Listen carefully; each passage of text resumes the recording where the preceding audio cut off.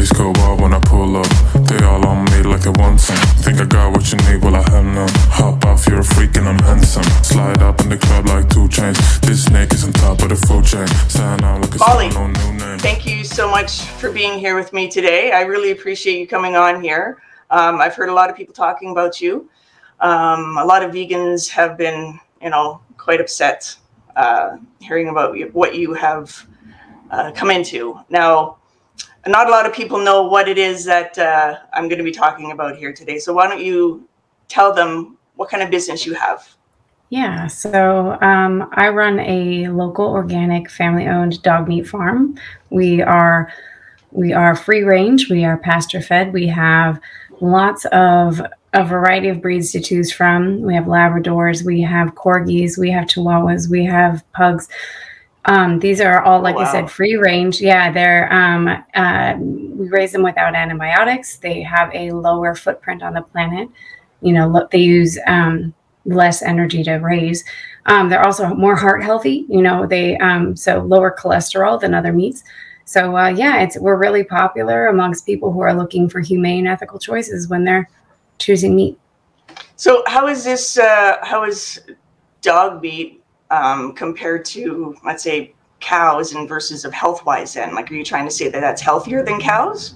Yeah, I think it's, we're not scientists, we're just farmers. So we haven't done a lot of studies on it, but we do know that it is lower in cholesterol. So that is the biggest selling point that we like to do. But generally, we really like to focus on the humane aspect of it. The fact that our dogs have access to sunlight, when possible.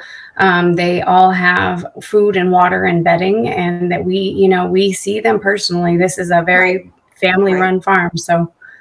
And where do you get these animals from? Like, you're a breeder then? So you breed these animals?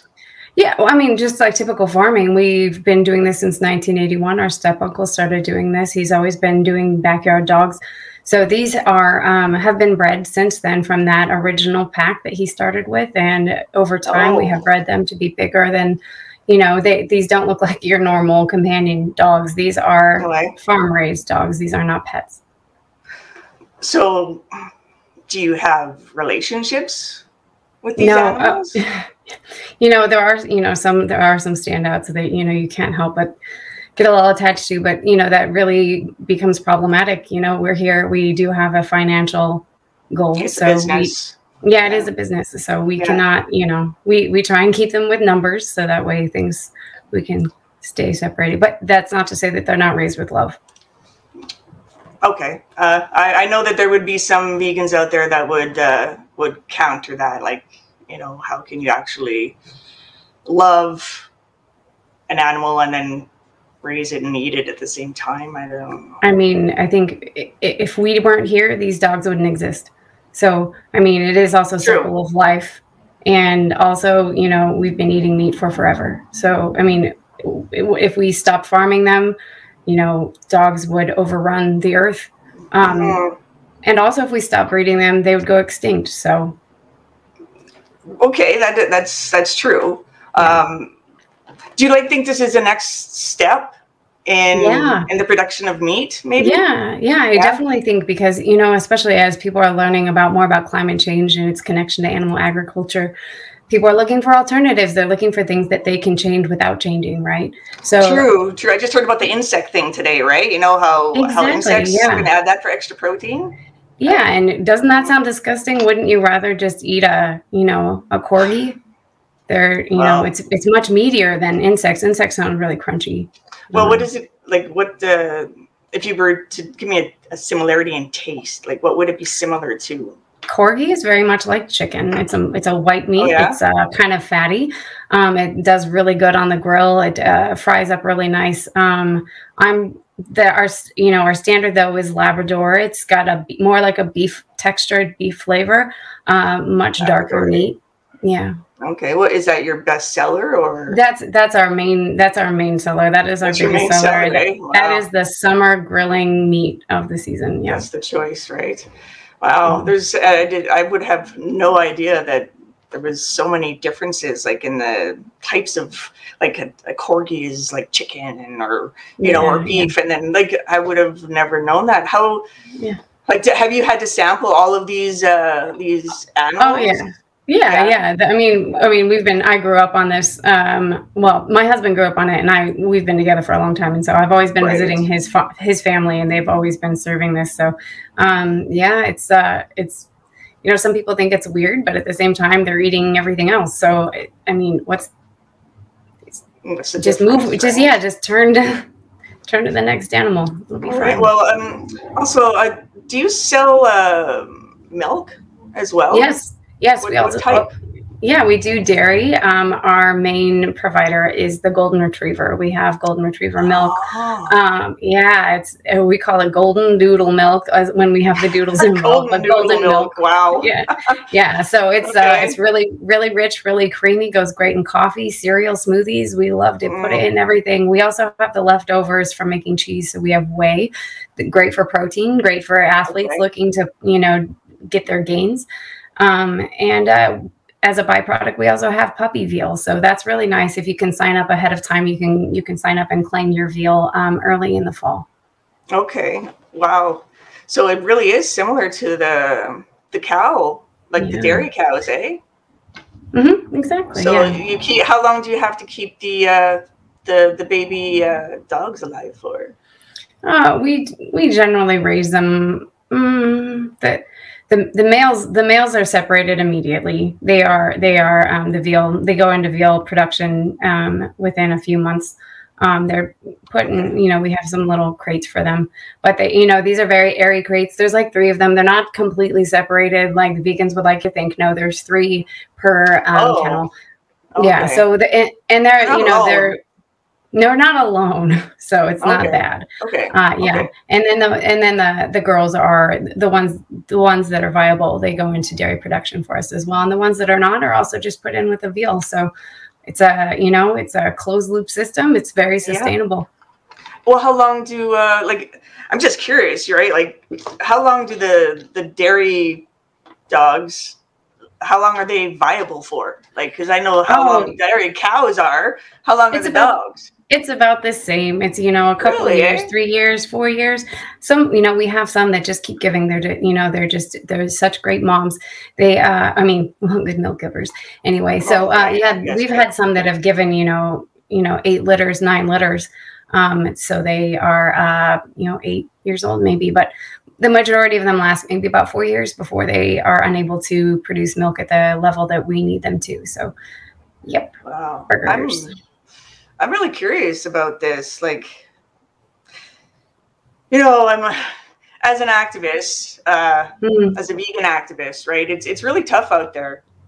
It gets pretty depressing, actually, to be always fighting, to be always on, and to see, like, just going outside, it's everywhere. Like, meat is everywhere, right? It surrounds me, and it feels like an insurmountable, like it's never going to change. So, you know, it'll never change, right?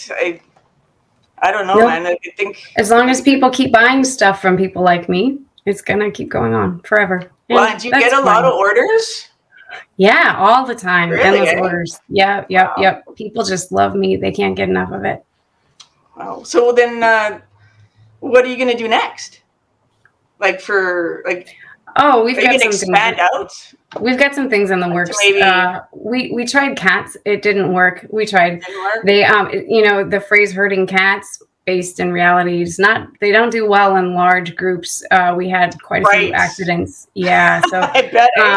And then when he raised them, they're pretty violent animal. They really are. Look. Oh, wait, there it is. He ripped my mole off my neck. See, right? If you have 2,000 of those in one shed, it's not good. It's not safe for anyone to go in there. So, all right, we don't need to be cutting the tails off and the teeth off of the kitties, right? Not like the piglets. No. Okay, no, that would be too time consuming.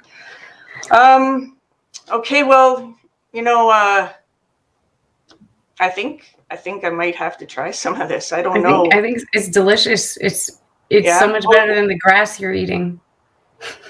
I do eat a lot of grass. You know, they do call me a grass muncher. Dirt. Right? Mm-hmm. Grass muncher, Mm-hmm. yeah. Mm-hmm. Dirt. I mean, I do get a lot of B12. Yeah, that's right, the only from the source grass. you're gonna get it is from the dirt. Yeah, because I always forget my vitamins. Yeah. All right. So how are people, how do we go about ordering this stuff? Like, because, I mean, I know I'm going to get a lot of flack from my vegan friends, but, you know, come on, guys. Yeah. How long have we all been doing this for? Yeah, it's time. Like, we've been doing this for a long time. Out. I think we need to maybe give up. Because this give shit up. is just... It's over. It's over. all circle over. Of life. There's nothing to eat except for meat.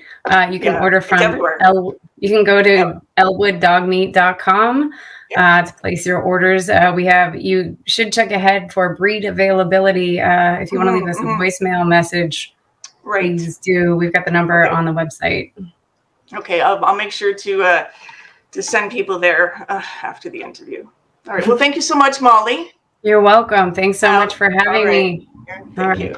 All right. So how was that? Oh my God. Oh, it's so gross. It's so gross. It's so hard being mean. I know. I can only imagine, right? Oh, I went to Vegandale in Chicago, and I was supposed to be in character, and so I'm talking to both vegans and non-vegans, and they're like, "What is this?" And I'm like, "We have a little farm right outside the city." Oh, this is so confusing. Who am I? Oh God. Oh, this is awesome. All right. So, okay. So, I mean, I know that you have been doing quite a few interviews. You've been making the rounds. I've seen you on a few things.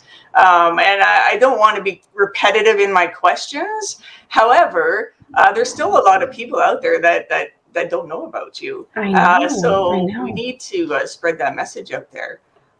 So tell me, what inspired you to start this satire? Yeah. So I've been vegan for 6 years. I've always been looking for some way to say I'm vegan more often. And so I was always doing a lot of activism. And this actually just came from a bumper sticker. My husband and I we were sharing a car. We wanted to put a bumper sticker on the car about veganism, and I wanted it to be like, vegan is love, and he was like, I want it to be vegan is better for the planet and the earth, and it's, you know, all the logical stuff that you can't.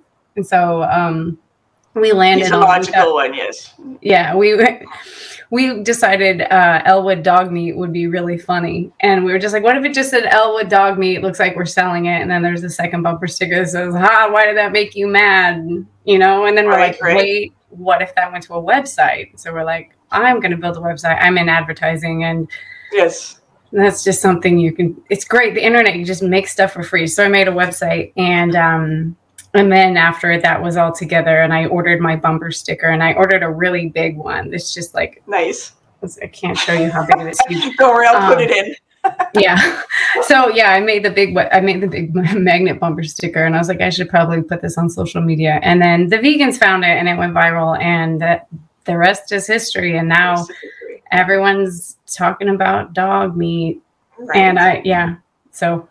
Okay. And so how was the time frame from when you first came up with that initial idea and you had that bumper sticker to it spiraled from Twitter to Instagram to Facebook to website? Like, was this like days or weeks or months? Well, it's funny because it was last fall. I guess it's 2 years ago.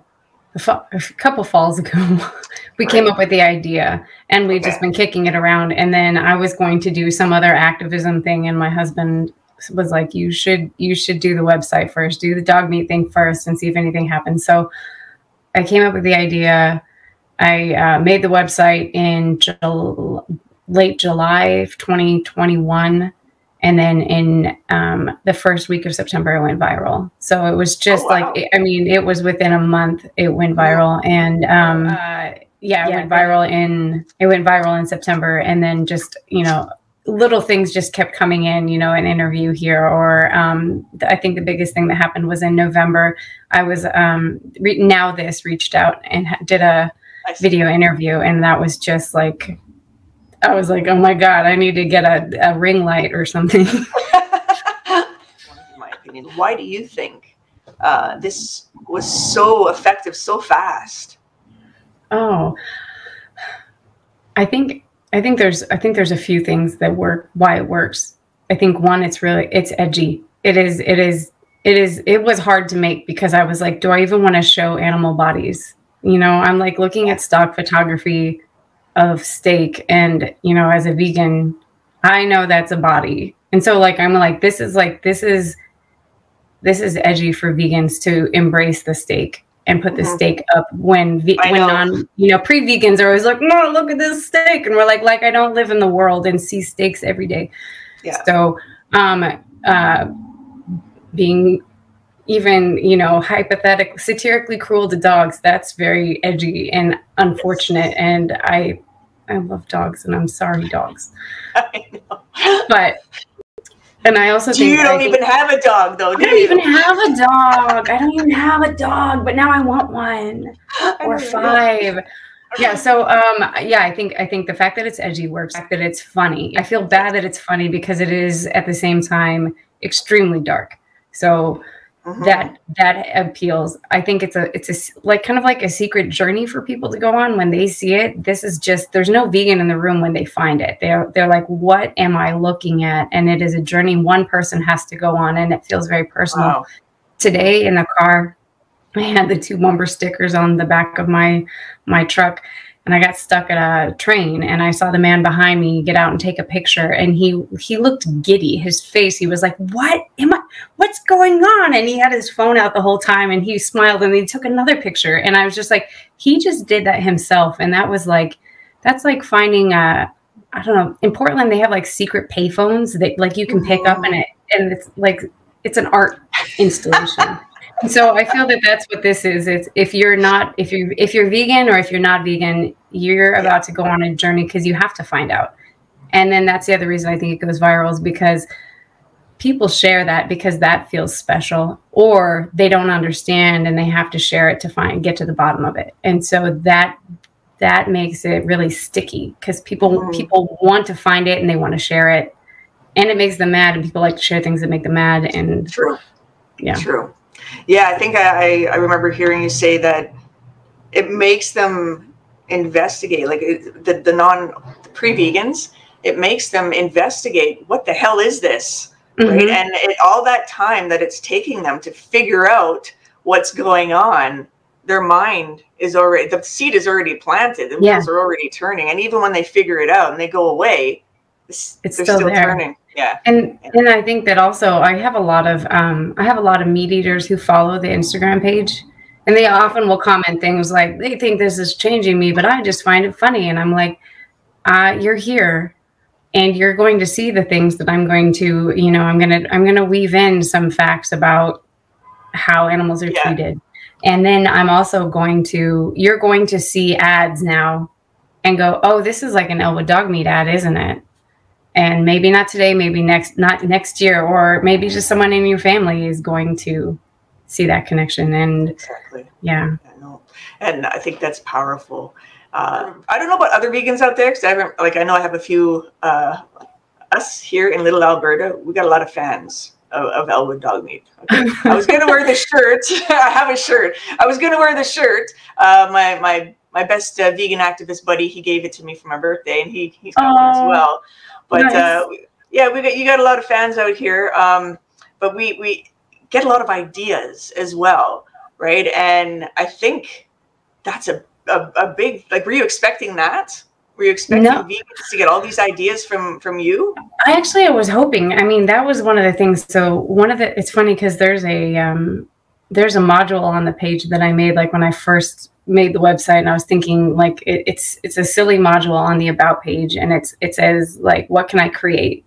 And I said on that page, I was like, take anything you want from this webpage, take the copy you want, make a poster, do all these things. Like, this is so it sounds very arrogant. I'm inspired by myself. No, I'm just saying I'm inspired by the world, and you see these things that you can just take and you can rewrap into a vegan message and put it back out there. And that's what's exciting. And that's what keeps me doing this all the time, because it's just like these ideas are free and they're fun. If you can make it fun, you won't burn out as fast. That's what I personally like. I've tried to do a lot of activism, and even this is really, there's a lot of dark stuff in it, but there's a lot of there's a lot of contentment in creating new things.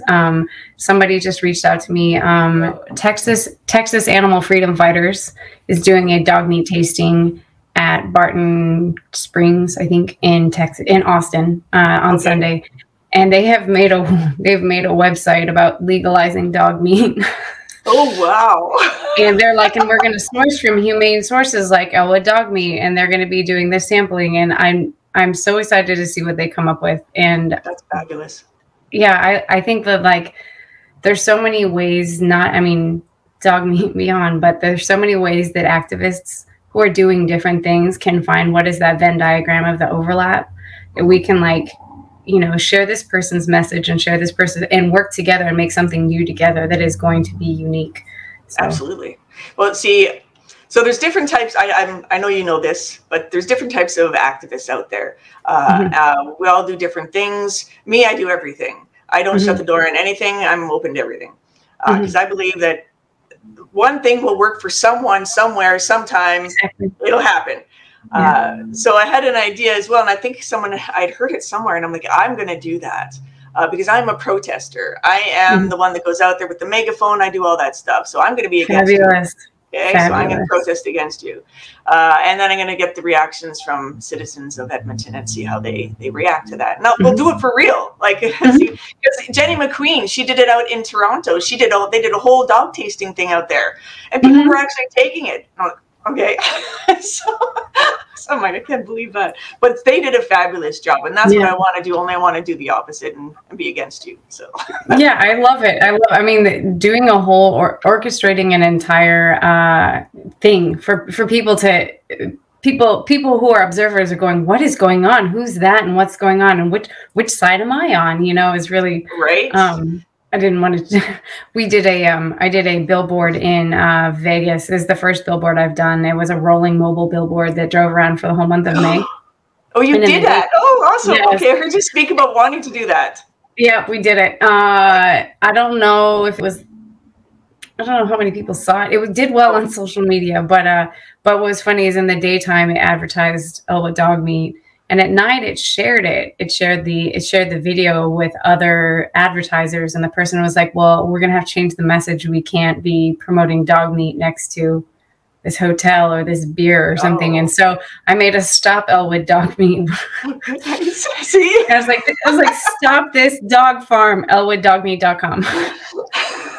That's awesome. It still brings people there. I know. I keep getting blocked by, I can't find a place that's willing to put up a static billboard. And I was actually just thinking about another stop one, like Stop Prop 8. I don't know Prop 8. I don't know what Prop 8 would be. But like Prop 32, the dog meat legalization. Oh, yeah. Make something up for sure. Yeah. And just by the URL, Stop Elwood Dog Meat. And then it goes to Elwood Farms. And then, and then it's just. Send them down the same funnel. So many ways we could do this, right? You bring in a whole bunch of activists, put them in a room, you'll have like 100 different ideas. That's awesome. I love it. There's so many creative people in the community, and everybody's so driven and doing, fantastic things for the animals. And I'm just humbled to be here.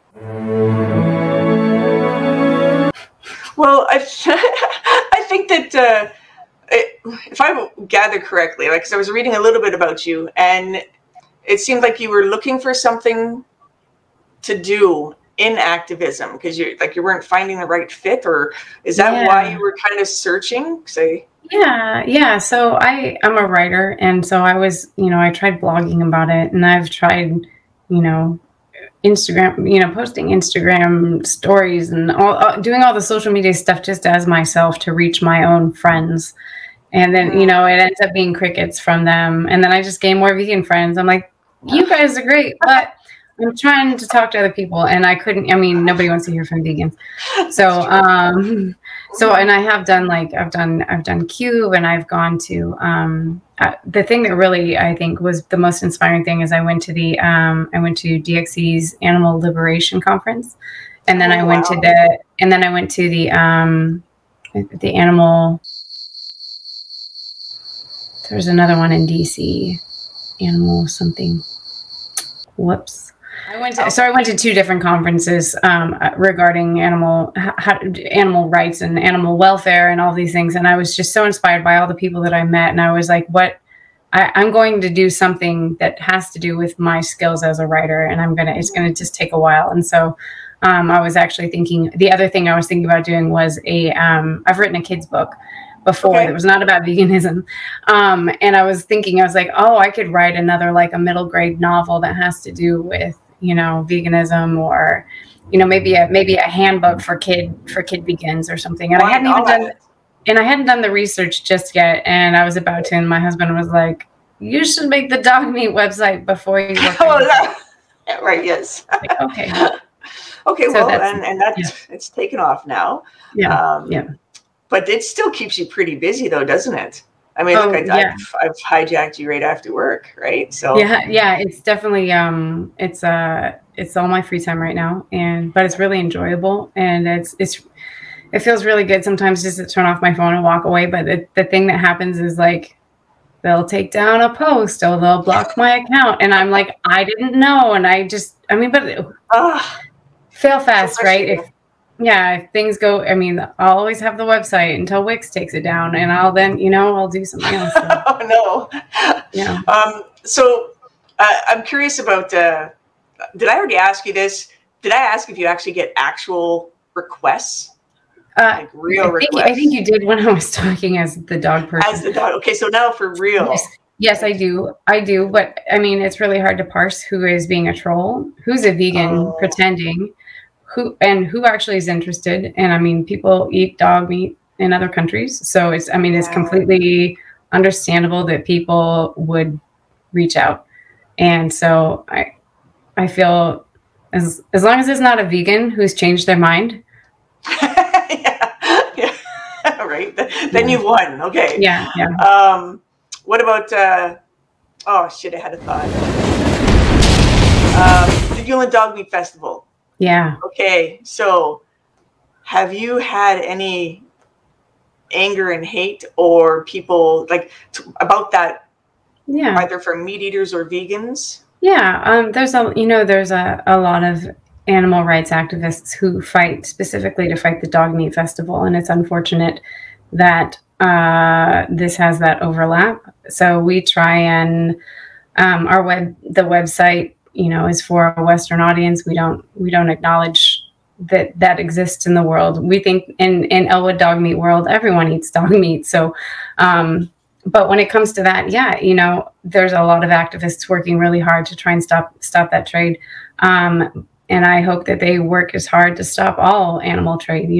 It's every animal needs to have that voice. So, exactly. It's a touchy subject to talk about as a white woman. And I really hope that the people who are fighting for it are also working hard for the animals in other ways. Yeah. I want to know any scary reactions from these people. Oh, yeah. It's funny. The first really scary death threat was just a Facebook message at night. And it was so funny. I get when something goes viral, I may have, those are the messages I can't even look at. There's too many, and I just wait for it to quiet down, and then I'll look at them again. But I had one, and it was like, it was the first time somebody mentioned a gun, and he was like, I got a bullet with your name on it. And it was just, I was shocked. And then he was like, I know where you are. And it made me nervous because I do own a home, and you could find me. And this was before I'd thought through the whole process of, you can Google and this is also at the beginning. You couldn't easily Google and find out it was fake. Now you can easily just Google, is Elwood dog meat real? And a Lad Bible article comes up. Right. So at that point it was kind of scary. And I was like, it took me a minute to go through the logic of, by the time they find out where I live, they'll also find out this is fake, and so that was just my first baby. This is when I was still a baby, my first death threat. Now it's just whatever. It's I don't want to tempt you. Politicize my death if anything happens. I will. Thank you, thank you. But the one thing that was, I think the scariest thing was, I was at Vegandale and I didn't realize how much alcohol was being consumed at that event. And pro Vegandale, I'm actually going to be in Vegandale, New York. So, what is this Vegandale? Vegandale is a big music, food, vegan festival, and it's on a bunch of major cities. They have it in Toronto, in Miami, Dallas. I think Dallas, yeah, Los Angeles. And New York City in September, so I'll be there. Okay. But I was in Chicago and playing the role of the dog meat lady, and I have a booth, and it's four-sided, and I was the only one in the Oh booth. dear. And so I'm like going back and forth. And I have a big sign that says free samples, and I have, many people come up and see, I'll give them a brochure and they will walk away and then they'll talk about it. And then some people might come back and they'll be like, I get it. And other people are really drunk and they're just like, fuck you. And you're like, okay. Mm-hmm. So this man came up and I didn't realize how drunk he was. And he's like, is this real? And I was like, excuse me. And he's like, are you selling dog meat? And I was like, are you vegan? He goes, no. I was like, then I don't understand what the problem is. And he took my brochure and he slowly tore it. And at first, it seemed comical. I thought he was being funny. I was like, hey, those are expensive. And he threw it on the ground and then he wiped my whole table off. He took everything on my table and he wiped it on the ground and then he started yelling at me. Oh, wow. And I was like, oh my God, it's not real. But he was already drunk. He's too drunk to be reasoned with. And then at that point, bystanders came in to try and help me as he went around to the other side of my booth and he started sweeping off stuff there too. And now he's crying and he's very mad and you can't even think. You can't reach him. And he is like making a scene and you realize. Yeah. And everyone around us, like, this is a really crowded festival. The music is really loud. It's really hard to talk to people. And I think that is the scariest thing that has happened, because if more people think it's real and that contagion of emotion happens, like I'm one person and there's not enough vegans around to just be like, guys, no, it's satire. Yeah. So, but it was really moving because they, there was a fan of Elwood Dog Meats who was there, and he stepped in and had this vegan conversation with him, as did another Good Samaritan. He came in and he physically stood between me and this person while this person was yelling at me. And they talked to him, and he was like, we don't do this at farmers markets. You got to keep your shit together. Right? This is what vegans have to put up with every day. We see bodies, and we do not do this. If you're upset, you can speak up. And it was I tweeted afterwards. I was just like, he lived the dream, the vegan dream. Can you imagine going to a farmer's market and going up to that person selling goat dairy or whatever. And and he's so great. He lived our dream, and he got ripped up and threw off all their shit. Yeah. Yeah. But when he realized what he'd done, he felt really bad and he cried, and there was a lot of hugging, and we put everything back together. And I feel like that was the most epic thing. I mean, scary at the time, scary afterwards when I realized I was like, any of these people could have the same reaction, and I need to be better prepared. I'm not wearing sandals to the next one. I'm going to wear. No, you need to be able to run or kick. Mm-hmm. Right? Yep. Okay, good. So was that guy, was he vegan or was he a meat eater? No, he's not vegan. No, he's a meat eater. Okay. They said it was like 50% of the people at Vegandale are not vegan. It's funny. He couldn't be like, I'm at a vegan festival. They're selling meat. Yeah, I don't think people know. Maybe he thinks we're gluten-free. I don't know. Maybe. It's true that a lot of people, well, not a lot, but a majority of people don't know what veganism is and what it entails. So I get it. What about to the vegans that say, like, what would you say to the vegans who are saying that you're harming the movement? That's a scary question, and I mean, you don't have to answer that one. No. Okay. I think that is the scariest question. And that's, anytime someone sends me that message, it's not that I'm ignoring it or, not thinking about it. It is a very scary question because I feel like a new vegan. I feel like a new activist. I worry what the impact is, but I also know I have so many people who reach out to me who have made the connection because of it. I keep a thread on Twitter that has this list of all these people who, I have a woman who was sobbing and she's like, I got my cat in my lap and I finally just realized and I'm never going to eat meat again. I have this phone call from a woman who was it's 3 phone calls from her. The first one, she's like, what's going on? The second one is like, wait, I think this is a joke. And then the third one, she's like, I was about to get chickens and now I'm not going to get chickens. And I really see the point that you're trying to make. And, you know, like it was such a long, I went on the journey with her on the call, just the voicemail. And so, you know, short term right now, I can say that it's reaching people and it's making a difference. And I'm going to keep doing this as long as I feel that way. And if someone makes a really good argument, you know, I'll listen to that too.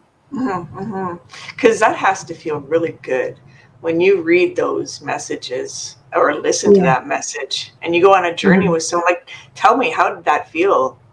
Oh, I cried when I heard that voicemail. It was, I was just so, you know, it's scary. It's scary putting yourself out there and making stuff and having people see it and having everyone has an opinion and everyone has, you know, legitimate doubts and legitimate, you know, arguments too. So, I'm just one person trying to do something. And, I think that is like kind of one of the messages that I also want people to have is that,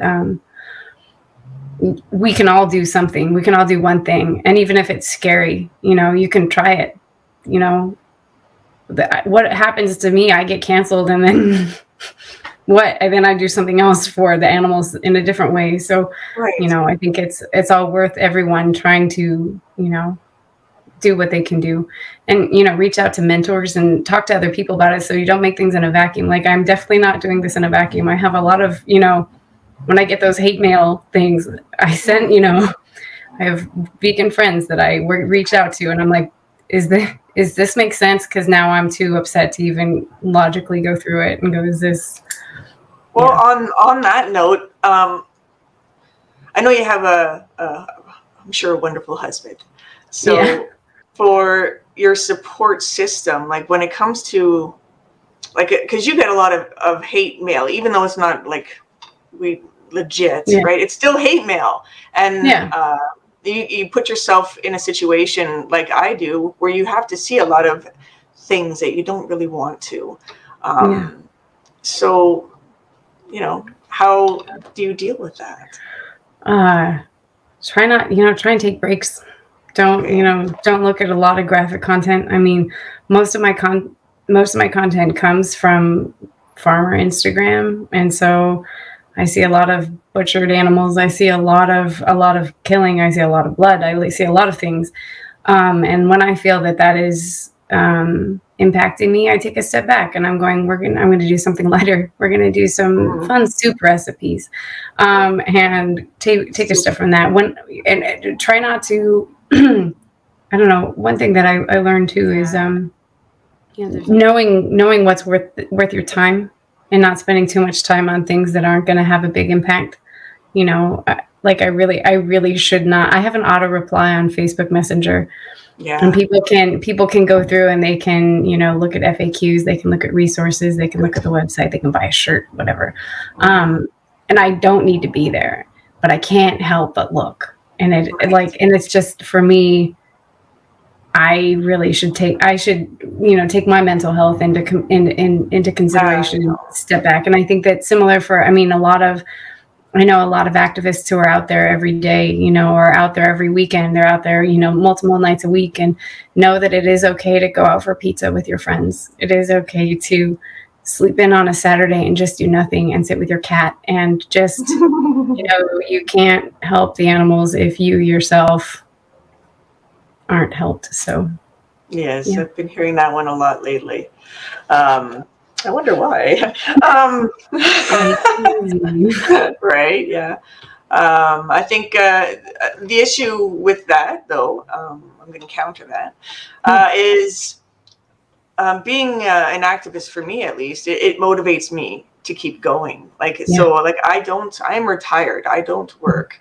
So this is all that I do is activism. And when I am quiet and in my moments of quiet, I can't be quiet. I got to get up and do something. Like I can watch one show of Shameless and I'm like, okay, that's it. I got to go. Right, there's my hour. Yeah. So are you like that as well? Or are you more relaxed? I am, but it has to do with what the thing is. Like I get anxious sitting and watching something. Like I don't do really well sitting and unless it's a really good show. I do really poorly, and I gotta like put my phone somewhere so I'm not looking at it. Because I'm like, it's always right there. So finding like the things that I really like to exercise, it really help. You know, I cannot look at my phone while I'm exercising, and I feel so much better when I come back from just even a 20-minute like run just to clear my head. And yeah, going out in nature, seeing people who aren't, I mean, even seeing my non-vegan friends. So I'm not like dog meat, dog meat, dog meat, dog meat, dog meat, dog meat, dog meat, dog meat, dog meat all the time. They don't want to hear about it. So yeah. That's awesome. What, okay. The humor thing. I'm pretty sure that you are a comedian of some sort, aren't you? Do you do any? I did stand up comedy. Yeah. Yeah. Now you haven't done that in a while because if I'm correct, you can't find anything funny about veganism. I couldn't find anything funny about veganism. I was trying to balance going like to Cube and doing stand up comedy, and those two just back to back. You just feel like an ass. You're just like, here's chicks being macerated, and then you're like, what's the deal with ice cream? I mean, it just feels really wrong. And stand-up comedy it's really fun and it's really addicting, and I love it. And every time I go watch it, I'm like, I have a joke, I have a new one. But it's so much time, and it work. I mean, I would love. There are very, very good vegan comedians out there who are doing great vegan jokes. Okay. So you have found some funny things about being vegan then, since? Oh yeah. I don't have any material. No, you don't have to say any. No. I just wanted to make sure because I know some. All right. Yeah. No. One of the things I was really impressed with was you say you have an autoresponder on for a lot of your things, but you also respond as well to people. Now, when you have someone who's extremely angry, I would like everyone to know how you respond to them, because it's effective. So go ahead. Yeah. So I always respond to people as though with kindness, and knowing that I can't end the conversation. I will not be the one that ends it, and I will not give them a gotcha moment. I will not snap at them. I will not say something funny or witty or biting. Every time I think about that moment and I'm like, I should, and I'm like, don't. You just ask them a question, give them a heart emoji, baby steps, and never be the one that says, well, goodbye. I could mute them if I'm tired of having this back and forth. But I found a lot of conversations that seemed, especially even the most violent ones, the ones, where there's a very graphic threat about what they'll do to me and my family. And then when they find out what it is, those people are very emotionally involved at this point. And so I might ask them a question. I might be like, why did this bother you? Or what do you think the difference is? Or have you ever, saved a bird and then from like hitting a window, and then did you want to eat it, or were you really hoping it would survive? Like, that is your vegan moment there. So that's awesome. Telling them some personal things about myself too, talking about my vegan journey, yeah, mostly just being really open and trying to, like, anybody when it comes to the website, is just trying to get people to go back through it and read it. And then, being like, if you ever want to go vegan, us and the whole dog farm, we're rooting for you. And, here's some resources. So, yeah. So the whole dog farm. Yeah. It's really nice. I was always trying to talk about veganism with people one-on-one, and I was trying to just feed them with every single fact I had. Yeah. And I realized, like, personally for me, it was a self journey. It was, you know, one dark night where I was like, where does milk come from? And what happens to male chicks? And then I was, you know, I didn't need someone to feed that to me. I just needed the curiosity. So I hope that this builds that. And the About page has like my 3 or 4 steps or something. And one of the things is like, join a vegan Facebook group.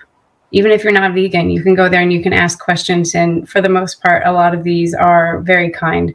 And you're going to find restaurants and deals and recipes and stuff and people who are interested in it like you. And I was like, follow a farm sanctuary so you can learn about animals and, you know, just feed your curiosity about why anybody would be so desperate to be vegan, you know? Right. So this is really good advice, which I probably should have listened to a few months ago.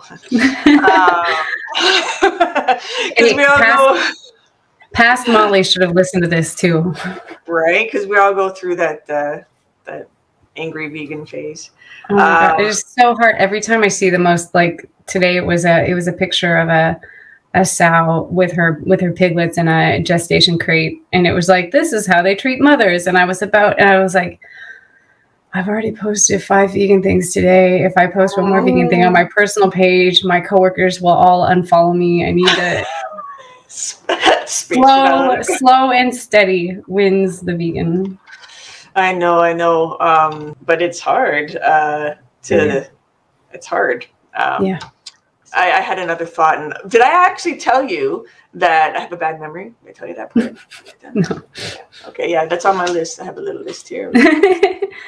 I think that this gives us a great resource on how to reply to people, because if I would have kind of known about, I might not have even listened. To be honest, being so angry, even 2 months ago, being so angry, I don't think I would have been able to be as calm as you on your replies. But hearing it over and over again from other sources and other people, that having an open dialogue with people is more important than shutting them down. Right. By saying, gotcha, right? With your gotcha moment, you're shutting them down. So I think this is brilliant. So do you have a place for people to go to have like these responses? Like, do you have some of these responses somewhere where people can go to? Because that's a good idea. Vegan, right? As a new vegan, I would have loved to have had these at my fingertips. I don't, right? But you should put those down because you have good ones. Well, I also think I learned a lot from watching Earthling Ed videos, and his free ebook that he has about I think it's the 50 arguments against veganism, and it is 50 whatever, 30 something, 30, whatever, 100, a billion. I think there's only 12. There's only 12. But like using his method of asking questions and getting people to say what they actually feel, and you realize, you know, everybody's kind of vegan on the inside when you can get through it. And the people who pretend not to, they're not worth your time. Like the people who are like, I don't care, and I would kill a dog right in front of me, and you're just like, all right, this is not for you. Yeah. Good luck to all the animals. Good luck to all the animals in your life and your family. And it takes time though, because you've been vegan for around 6 years, right? Yeah. And I've only been vegan for 1.5 years. Yeah. So taking down the pressure, anger pressure, right? I think there's like a 3 year like slow ramp, and it's tough. I don't know. I just think it's really tough, and I think there's still like, you know, I was invited to a 4th of July barbecue with non-vegans, and I brought, you know, faux burgers, and I went because it was just one other couple, and it was like, I'm gonna go, and I miss you guys, and I'm gonna bring my Impossible Burger with me, and hope that one of you, and only one of them, had it. And I was just like, do you know who I am? I'm the dog meat lady. I'm an eating cow. I didn't say that. I thought it, and I kept it to my mouth. I told my husband later, I was like, do they know? Don't they know? Do they know I stepped away to go argue with people on my phone? I'm But in my own life, but the person who did try it really liked it, and he had his wife try it, and she was like, "Oh, that's really interesting." I'm like, "Yeah, did you know? Did you know? Did you know that they're dead? That's a dead animal you ate." Yeah, but you can't. But I actually haven't even been to my parents' place since going vegan because I couldn't be around the smell of. It's hard. Right. So was that really, really hard? I mean, I go out to non-vegan restaurants. I feel like and I think that it's, for me personally, I mean, that a lot of people have different. Oh yeah, for sure. Yeah, it's I mean, the infighting amongst vegans about what you should do and shouldn't do. It's what's good for you. Yeah, for me, I want to make sure there are vegan options at a non-vegan restaurant, and I think that if no one's buying them, they will go away, and the non-vegans will be like, "It's so hard to be vegan." So there's no options. Yeah. So except for when I'm with non-vegans, I make non-vegans go with me to vegan restaurants. Okay, that's good. Yeah. I did that to my parents too. I made them. Yeah. Well, I don't want them to order from the non-vegan menu and be like, "That looks so hard," and you're just like, "Oh my God, it's the same restaurant." Well, yeah. Well, and I was paying, right? So I'm not going to pay for. Oh yeah. Yep. Right? So, so I. That's hard. Yeah. It is. I took the Liberation Pledge, though, right? So I'm one of those activists. I took that pledge. I don't expect any other activists to take it. It's what I felt I needed to do for my sanity. Yeah. Right? I can't go down go ahead. Oh, sorry. I think it makes a lot of sense, especially when you first start. I mean, it is so disturbing. It is so horrifying. And, I think my troll personality, though, like I enjoy sitting at the table with them and they go, "Oh, does this make you feel uncomfortable?" And I'm like, maybe a little. Oh, and just give them the stare. Yeah. Oh, yeah. Does it make you uncomfortable? Do you want to talk about that while you eat? If only. I mean, I would love to be able to be at that point in my life, to sit across from someone eating an animal and be able to not puke on them or want to punch them in the face. Right? It's really hard. It's really hard. So I admire you for being able to do that, because it's people like you who are able to do that, who are able to have those conversations with people while they're eating the animal that you're speaking of, right? So, I mean, that's a perfect opportunity to do some outreach. I mean, if they're willing to listen. Yeah, it's also a good way to lose friends. Yeah, I've lost quite a few, but... it's hard. Sorry, but that's okay. I mean, if you're going to lose friends for trying to save animals, then what kind of friends are they? That's what I exactly. Have, so, Yep. All right, so I am getting quite sore. I've been laughing a lot. You are hilarious. I remember watching you, and I was laughing my ass off. But just so you keep doing the stand-up comedy thing. Thank you. I'll work on that. But I know that I did. You did mention it a little bit without me having to ask. But usually when I end, I always ask my person to say, if you could say one thing to any vegan out there who is not active, who's just sitting here watching you, watching me, what would you say to them to get them to get out there and do something? Oh, man. I mean, I feel like I'm thinking of metaphors like if a tree falls in a forest, kind of thing. Like nobody's going to know why to go vegan unless you mention why you're vegan. People are very respectful to each other. I was friends with a vegan before I was vegan. I was friends with him for 2 years and never knew why he was vegan. I didn't know why someone would go vegan. When I asked him, he was just like, I didn't want to be a part of that. And I'm like, okay, tell me what I have to. Yes. So I don't know. I just think it's like, be the vegan you needed when you were a vegetarian. Be the vegan you needed before you even knew. And that also is a good way to be kind too when you talk to those people. Is think about your previous self. You're not going to be a jerk to your last. I mean, maybe you would be, but I'm just saying, be nice to your past self and talk to these people in the same way, you know. Your past self. I like that. I never heard that phrase before. You're very wise, very wise. Oh, yes, thank you. Well, you know, I've enjoyed my laughter and my time here with you today. Thank you for having me. This was so fun. I'm glad you enjoyed it. I was really, really nervous. I get really nervous. Me too. All right, thanks so much for this. This was great. Yes, I had an awesome time, and I hope to talk to you again one day. Yeah. Soon. Yes, and good luck with the activism, and thanks so much for this.